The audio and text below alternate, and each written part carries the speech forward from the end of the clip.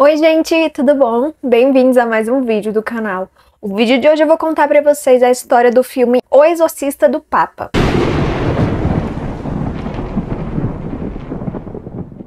O filme foi lançado nesse ano e ele conta uma das milhares de histórias do padre Gabriele Amorth, que era um padre italiano que morreu em 2016 e ele era chefe dos padres exorcistas do Vaticano. Então a história desse filme foi baseada em 2 dos 20 livros do padre e também tem umas coisinhas a mais que foram adicionadas pelo editor para ficar mais interessante. Então eu vou contar para vocês a história desse filme. O filme começa em 4 de junho de 1987. O padre, ele tá na Itália e ele tá indo de lambreta pra uma casa muito simples que fica no meio, tipo, do nada. Eu acho que era tipo um vilarejozinho, alguma coisa do tipo. Quando o padre entra, ele é muito bem recebido pela família e ele escuta os gritos vindo de um quarto. A família diz que o menino tá possuído por um mal, que eles já chamaram médicos e os médicos não conseguiam resolver o que o menino tinha, não conseguiam saber. É a primeira coisa que o padre Amorth pergunta, porque, como eu disse pra vocês em vários dos meus vídeos, você precisa primeiro tirar a prova de que não é uma doença mental, e pra isso precisam fazer vários testes. Ele, inclusive, pergunta pra família quais os sintomas que ele tá tendo pra ele ver se realmente é uma possessão. A família diz que o menino, do nada, começou a falar inglês, e ele nunca saiu da Itália, ele era de uma família muito humilde no meio do interior. Então, assim, ele nunca teve contato direto com a língua inglesa e do nada ele ficou fluente e só falava inglês. O padre então vê isso como um dos sintomas da possessão e entra no quarto pra começar a conversar com o menino e ver se ele realmente tá possuído. E aí o demônio começa a falar com o padre, xinga ele, fala um monte de besteira e ele começa a desafiar o demônio. Ele fala pro demônio que ele é muito fraco, que ele não conseguiria possuir ninguém e que duvidava até que ele conseguiria possuir um porco. E aí eles levam um porco até lá. O demônio fica irado com ele e fala pra ele que é forte sim e que consegue possuir quem ele quiser. E aí o padre fala, então prova, possui esse porco aqui. Ele vai e possui o porco e na mesma hora eles dão um tiro na cabeça do porco. Ou seja, o padre fez o demônio que tava possuindo o menino de idiota e fez ele sair do corpo do menino e entrar no animal pra eles poderem matar.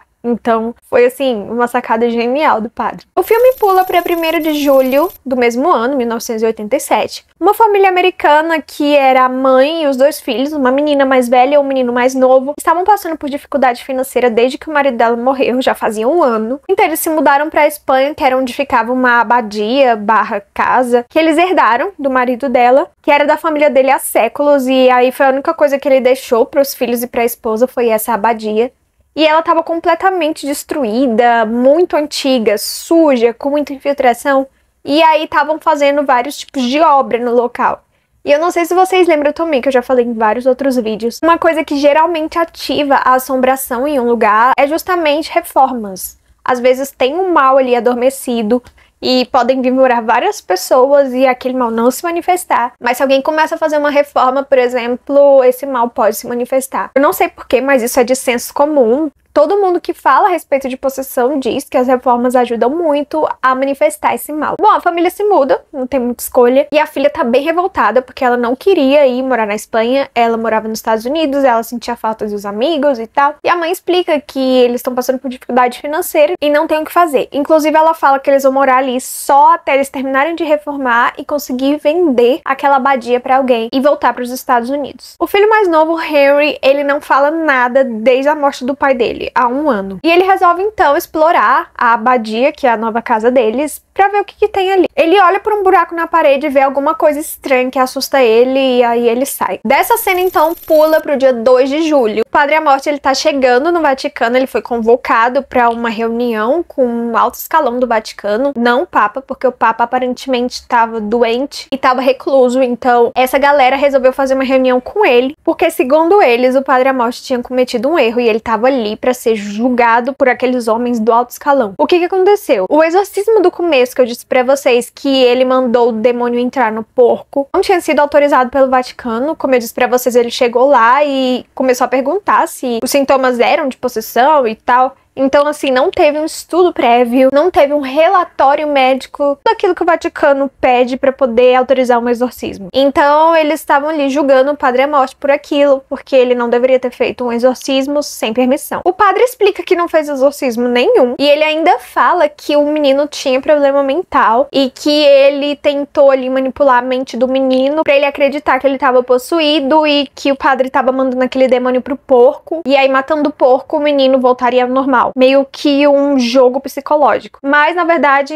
ele estava, sim, possuído. Esse conselho que tá julgando o padre, eles falam que estão pensando seriamente em extinguir a função de padre exorcista, porque o mal não existe, o mal foi inventado pelos seres humanos com o livre-arbítrio deles para culpar alguma coisa e a igreja ter com que mandar neles, assustar. Então não tinha por que manter padres exorcistas no Vaticano ou na igreja católica no geral, porque não existia nenhum mal. O Gabriele Amorth fica tão puto da vida que ele fala o seguinte: eu vou continuar sendo padre exorcista e se vocês estiverem achando ruim, vão falar com o meu chefe. Que no caso é o Papa. Ele simplesmente sai furioso, bate a porta e deixa os caras do conselho falando sozinhos. Bom, aí a gente já pula de novo pra casa da família Vasquez, que é essa família que eu contei pra vocês, que tá morando na abadia. Tá tendo a reforma, como eu disse pra vocês, e do nada tem um acidente horrível. Um dos homens que tava trabalhando ali, ele olha pelo mesmo buraco que o menino olhou, e no momento que ele olha, tem uma explosão horrível e ele é queimado completamente. Chama uma ambulância e o mestre de obras simplesmente fala pra senhora Vasquez que não vai mais fazer a reforma ali naquele lugar, porque aquele lugar não é normal. No caso, ele queria dizer que o lugar é assombrado. E ela fica desesperada, porque era a única chance que ela tinha de reformar o lugar pra poder vender e voltar a vida dela nos Estados Unidos. Então ela fica muito triste com aquilo. Só que o que ela não sabia era que as coisas iriam piorar muito mais. Não teria nem comparação. Enquanto ela tá lá falando com o mestre de obras, né, que ele tá explicando que não vai mais trabalhar ali,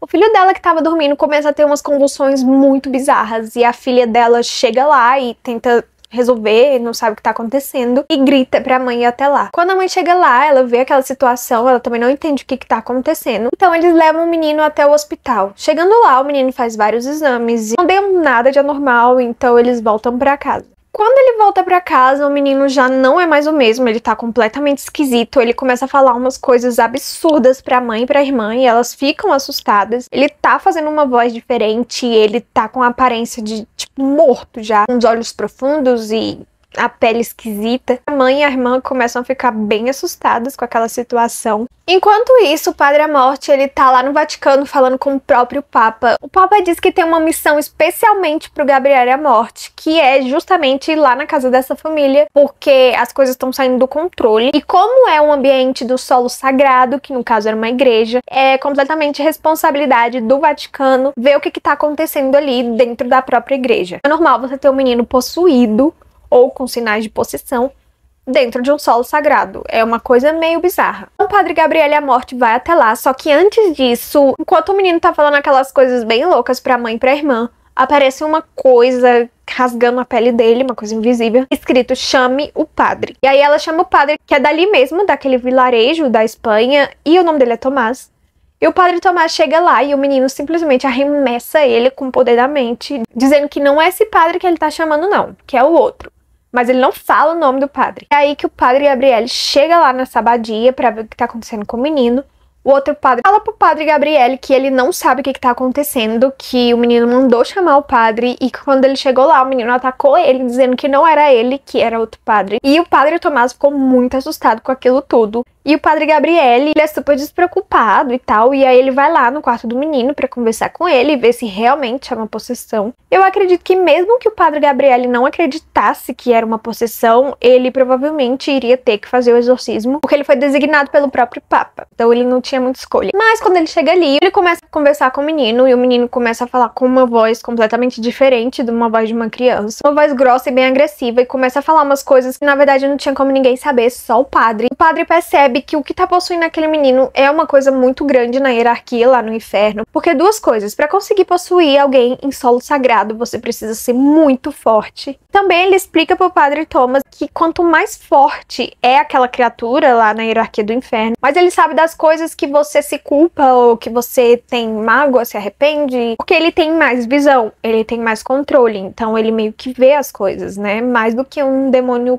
comum, pode-se dizer assim. O padre chega na mãe pra dar o veredicto do que tá acontecendo ali. Ela tá lá na cozinha fazendo um chá. Ele fala pra mãe que o menino tá possuído por um grande mal. E ele pergunta pra mãe se o menino passou por alguma coisa, um grande trauma, algum evento assim realmente importante, chocante pra ele. E a mãe explica que o acidente que matou o marido dela, que no caso era o pai do menino, foi um acidente de carro. E o menino também tava no acidente. E ele viu o pai dele sendo empalado. E depois disso o menino nunca mais falou até ficar possuído. Enquanto o padre Gabriel tá lá conversando com a mãe do menino, a irmã dele tá lá em cima no quarto e ela começa a ouvir uns barulhos muito esquisitos de umas batidas. E ela olha, não tem ninguém no quarto dela, então ela vai até o quarto do irmão. E o irmão tá naquele estado lá esquisito. E o menino fala pra ela que todos vão morrer. Ela fica com medo e ela volta pro quarto dela. O telefone começa a tocar e quando ela atende é a voz do pai dela, que no caso tá morto, dizendo pra ela que todos eles vão morrer. E ela fica tipo apavorada. O padre Gabriel, ele começa então um tipo de exorcismo inicial do menino. Só que tem um problema, o padre Thomas, ele não sabe nada a respeito de exorcismo, nem de possessão. E aí o padre vai ter que ir lá ensinar pra ele algumas coisas. E aí ele pergunta quando foi a última vez que o padre Thomas se confessou. O padre Thomas diz que já tem 8 meses. E ele fica chocado, porque um padre não deveria demorar 8 meses pra se confessar. E ele começa a confessar pro padre Gabriel. Só que o padre Gabriel, ele não quer ouvir o que é que ele tá falando e fala pra ele assim, tá, você se arrepende? Ele fala que sim, e aí o padre absolve ele lá com perdão, pra eles começarem o exorcismo logo, porque o menino tá lá doidão. Então ele acaba não escutando a confissão do padre Thomas. Quando eles começam a fazer uma oração pelo menino, uma oração constante, o demônio começa a confrontar eles com traumas do passado. O padre Gabriel, ele começou a ver uma mulher que ele se culpava muito pela morte, porque ele foi chamado pra fazer o exorcismo dessa mulher, e quando chegou lá, ele pensou que ela tinha problemas mentais, e ela acabou se matando dentro do Vaticano, e ele se culpou eternamente, ele continuava se culpando, porque ele falou pro Papa que não precisava fazer exorcismo, que ela simplesmente tinha doença mental, e colocou ela nas mãos de um psiquiatra, mas na verdade ela não tinha doença mental, ela estava realmente possuída, e aí ela acaba se jogando de um dos prédios do Vaticano, e o padre estava lá embaixo, então ele vê tudo. Ele a partir daí começou a se culpar muito por aquilo, então o demônio começa a jogar na cara dele tudo aquilo, pra ele ficar meio confuso e esquecer do exorcismo. E o outro padre também tá sendo confrontado com traumas do passado. O padre, ele tinha um caso com uma das fiéis da igreja dele, e ela inclusive falou pra ele largar a igreja pra casar com ela, e ele preferiu a igreja a ela, mas mesmo assim ele se culpava. E era isso que ele tentava confessar pro padre Gabriel, quando o padre Gabriel não quis ouvir a confissão dele e só perdoou. Então meio que não serviu de nada. Naquele mesmo momento, o padre Gabriel absolve o padre Tomás de todos os pecados dele, porque ele conta, né? Ele precisou contar, porque ele tava vendo tudo. E o demônio começou a jogar na cara dele, perguntando pra ele se ele não tinha contado pro padre Gabriel. Então ele acaba contando e o padre absolve ele dos pecados dele. Depois que eles terminam a oração, o padre Gabriel,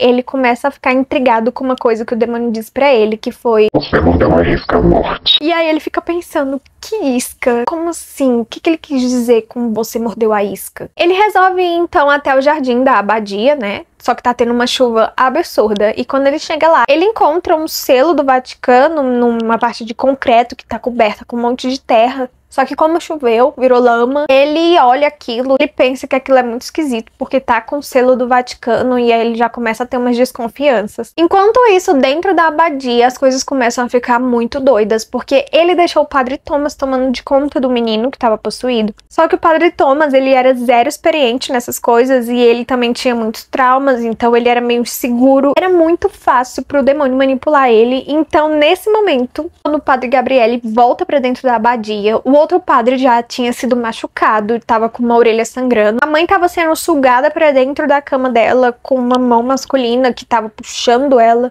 sufocando ela. A filha tava sendo jogada pelas paredes, pelo teto e presa no armário, e ela acabou arranhando loucamente, que arrancou as unhas dela e ficou tudo cheio de marca de unha. Então ele vê aquele caos acontecendo, ele começa a ajudar um por um, né? Ele ajuda o padre, depois ele ajuda a menina, ajuda a mãe e fica lá falando pro demônio ir embora e tudo mais. Depois ele fala pro padre Thomas que ele achou alguma coisa e leva ele até o jardim. Lá ele mostra pro padre um tipo de poço que era feito às paredes de crânios humanos, do começo até o fim, assim, do poço, até o fundo. Ele era completamente feito, assim, as paredes. E ele fala que ali tem um símbolo da Inquisição Espanhola. Vou explicar pra vocês mais ou menos o que é a Inquisição Espanhola. É uma coisa muito extensa. Mas eu vou explicar algo que o filme menciona pra vocês entenderem como esse filme foi genial ao abordar esse tema. O rei Fernando e a rainha Isabel da Espanha, eles pediram autorização pro Papa pra ter uma bula papal ali na Espanha. E eles também pedem autorização do Papa pra eles elegerem 3 inquisidores. O que são inquisidores? Bom, a Inquisição, ela é um movimento político e religioso. Ou seja, a igreja, ela manda na política. Então, assim, a igreja, ela pode cobrar impostos, ela pode mandar na fé das pessoas, ela pode mandar em qualquer coisa, tanto na política quanto na religião. E aí, o rei Fernando e a rainha Isabel elegeram 3 sacerdotes da Igreja Católica para poder ser os inquisidores ali da Espanha. Só que por trás disso, eles tinham o objetivo de matar as pessoas que negavam a fé católica, ou seja, os judeus também estavam inclusos nisso. O rei Fernando, ele precisou fazer um empréstimo para poder casar com a rainha Isabel, e quem emprestou esse dinheiro para ele foram judeus. Então, ele não queria pagar a dívida, e aí ele pensou que seria genial se ele acusasse aqueles judeus para a Inquisição, porque se eles fossem mortos, ele não precisaria pagar a dívida que ele tinha. Então, ele achou genial isso. E a Inquisição acabou matando muita gente, porque pra eles era o seguinte: se você é considerado um herege, você morre. O que é um herege? Um herege é todo aquele que nega a fé católica, ou seja, um protestante, um judeu, um ateu, não importa o que seja. Se você não é católico, você é considerado um herege pela igreja e você tem que se arrepender dos seus pecados e ir pra fé católica. Caso você negue isso, você é executado. Então foram muitas pessoas executadas, as outras provavelmente se arrependeram e confessaram a fé católica ou fugiram, alguma coisa assim.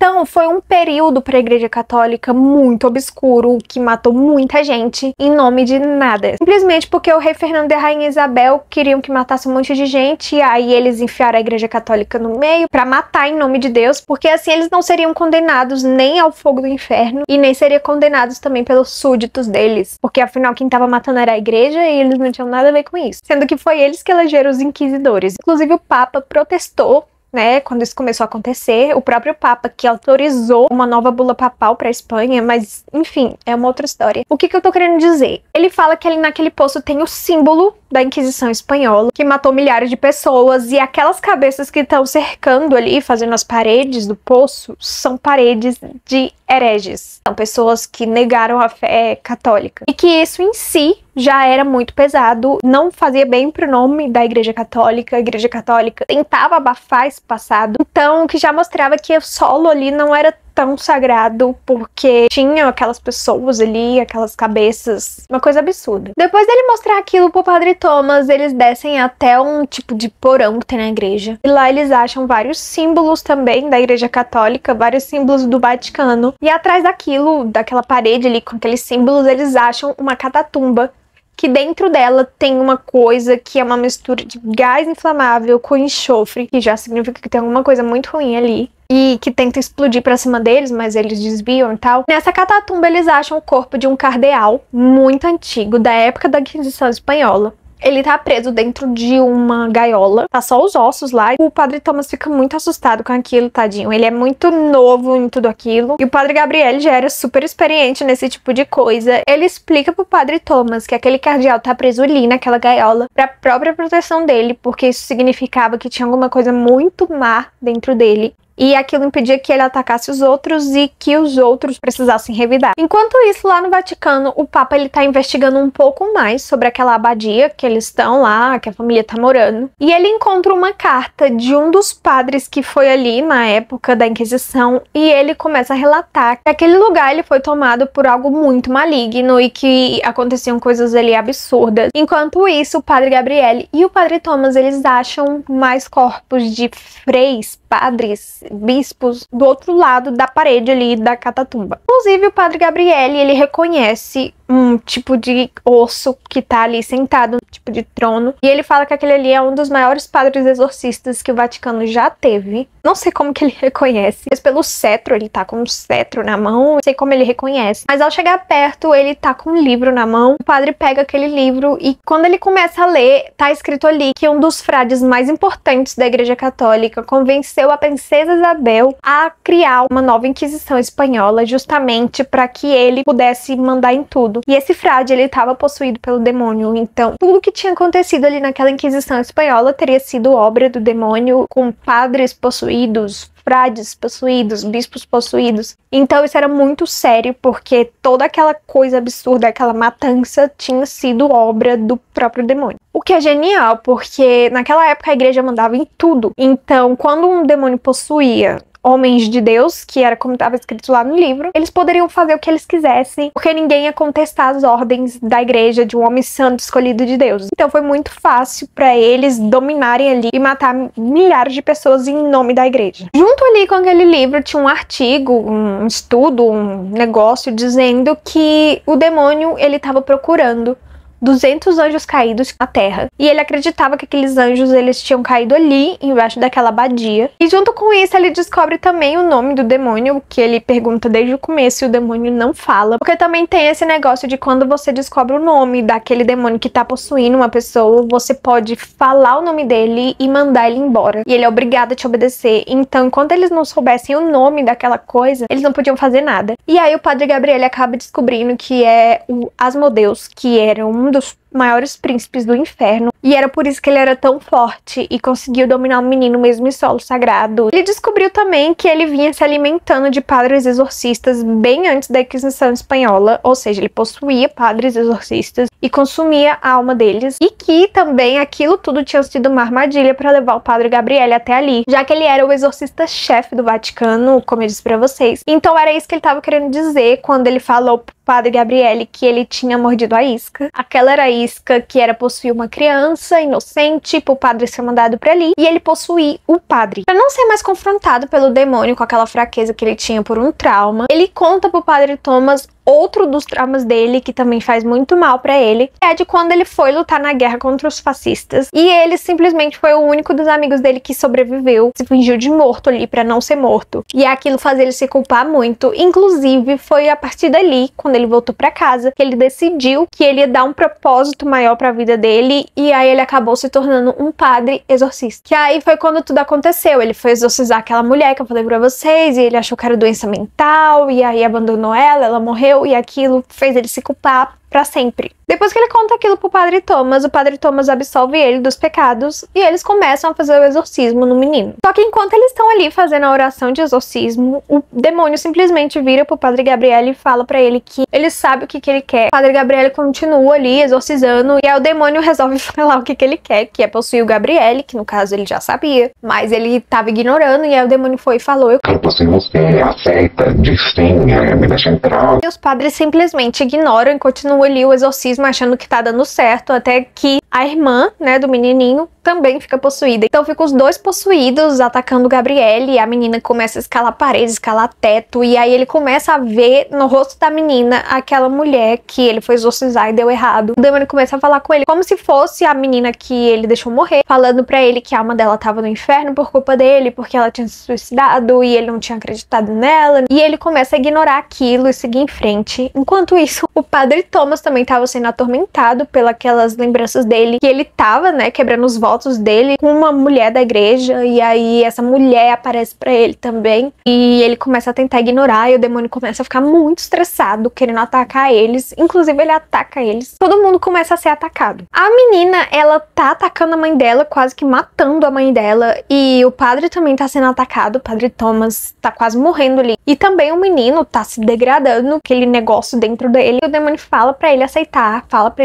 porque se ele não aceitar que ele entre nele, ele vai matar todo mundo que tá ali. Ou seja, 4 pessoas, né, que eram os 2 filhos da mulher, a mulher e o outro padre. O padre Gabriel, idoso ali, as coisas e fala assim, não, tá, é melhor ele possuir só eu do que ele possuir e matar 4 pessoas. Então ele acaba aceitando que o demônio possua ele e ele sai de dentro daquelas pessoas. Enquanto o demônio tá ali possuindo o Padre Gabriel, ele tá super resistindo e aí fica aquela luta interna entre ele e o demônio. O Padre Thomas, ele resolve tirar a mãe e os filhos de dentro da abadia e põe eles no carro e manda eles embora. Quando o Padre Thomas volta, encontra o Padre Gabriel lá naquelas catatumbas, sentado naquele lugar lá onde tava aquele frei que usava o castiçal. Aparentemente tá conseguindo possuir o corpo do Gabriel e o Padre Thomas começa a exorcizar ele e ele começa a resistir e também começa a fazer ação de exorcismo de dentro dele mesmo. É uma coisa estranha. Uma hora o demônio pega o poder do corpo, uma hora é o Gabriel e aí quando o Gabriel pega, ele começa a fazer a oração junto com o Padre Thomas de exorcismo e aparentemente ele consegue expulsar aquele mal de dentro dele. Só que é aí que o mal ele toma formas de coisas diferentes. Pro Padre Thomas ele começa a ser atacado pela mulher, que era a amante dele. Ela tá toda coberta de sangue e ela começa a atacar ele. E o que ataca o Padre Gabriel é aquela mulher lá, que eu falei pra vocês, do exorcismo que deu errado. Então os dois começam a ser atacados por criaturas diferentes, que na verdade é o mesmo cão lá. E os dois continuam fazendo ali a oração do exorcismo, cada um lutando com o seu mal, com o seu trauma ali. O Padre Gabriel, ele pega uma cruz que tem o símbolo do Vaticano, alguma coisa assim, eu não entendi direito. O Padre Gabriel manda o Padre Tomás pegar essa cruz que tá ali no chão e exorcizar o cão, e aí na hora que ele põe a cruz na cabeça da mulher, que não é a mulher no caso,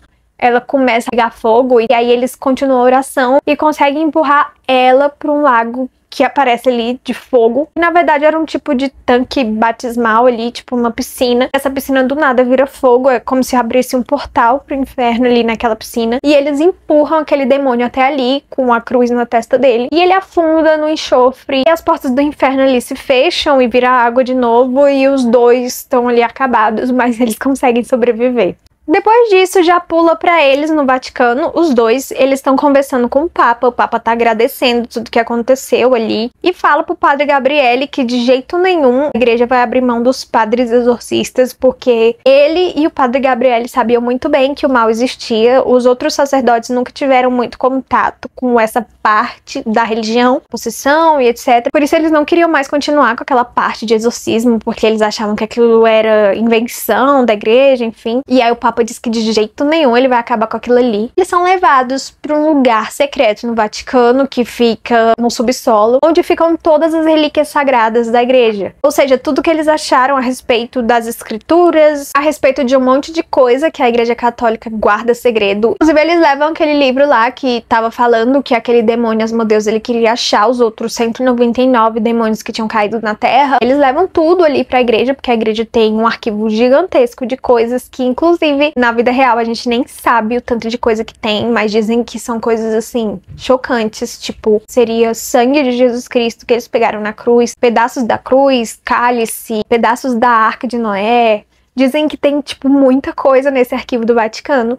E lá eles são levados por um dos padres que fazia parte do conselho, que queria julgar o Padre Gabriel. O Papa fala pra ele que esse padre, ele é um dos mais de confiança que o Papa tem, e que ele estava designando esse padre para poder tomar conta do Padre Gabriel, né, guiar ele até as missões onde ele deveria ir, inclusive achar esses outros 99 lugares na Terra que estavam esses anjos, que eram locais não sagrados, onde Deus não era bem-vindo. Inclusive eles falam lá, na hora que eles estão lendo o livro lá na Catatumba, que eles encontram, né, são lugares onde Deus não era bem-vindo. E a missão do Gabriel vai ser achar esses 199 lugares. E ele fala que aceita a missão, mas que com uma condição, que o Padre Thomas vá com ele como um aprendiz ou um ajudante. O Papa aceita e o outro padre também aceita, né, o que vai treinar eles e designar eles para as missões. Esse padre, ele explica também pro Padre Gabriel que a família Vasquez está bem, que eles voltaram para os Estados Unidos e que inclusive o Vaticano comprou a abadia deles, então eles tiveram dinheiro suficiente para voltar para os Estados Unidos e viver bem. Eles chegaram lá em segurança e o menininho se recuperou completamente. O pobre quase morreu. Ele ficou só no osso, assim, uma coisa absurda. Enfim, eles se recuperaram e voltaram pra casa e tava tudo bem. E aí o filme acaba. No final do filme explica que o Padre Gabriel, ele escreveu mais de 20 livros ou 20 livros. Ele acabou morrendo só em 2016, então assim, o Padre Gabriel, ele participou de muitos exorcismos. Tem gente que diz que ele participou de 6.000 exorcismos. Tem gente que diz que foram mais, tem gente que diz disse que foram menos, então queria muito ler os livros do Padre Gabriele. Parece que são bem interessantes e bem cheios de detalhes, assim, sabe? Sobre os exorcismos e sobre os casos. Se vocês quiserem, eu posso fazer um vídeo só sobre o Padre Gabriele e a história dele, porque esse foi um dos casos que ele participou. Assim como disse o diretor que dirigiu o filme, ele misturou 2 livros do padre e acrescentou algumas coisas para poder ficar mais interessante. Se vocês quiserem, eu posso contar a história do padre. Deixa aqui nos comentários para eu saber. E eu vou ficando por aqui. Conta aqui se você já viu esse filme, se você gostou, se você entendeu. Deixa o like, se inscreve no canal, me segue no Instagram e no TikTok. E a gente se vê no próximo vídeo.